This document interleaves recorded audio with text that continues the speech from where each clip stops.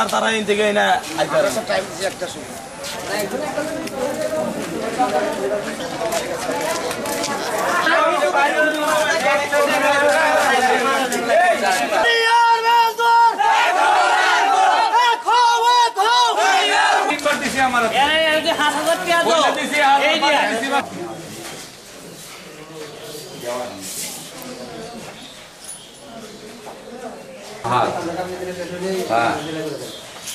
আমি হাসপাতাল মর্গে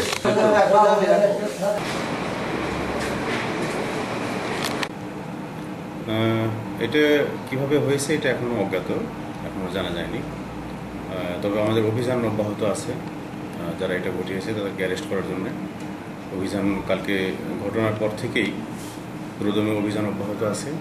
আশা করি আমরা খুব দ্রুত এটা পেয়ে যাব।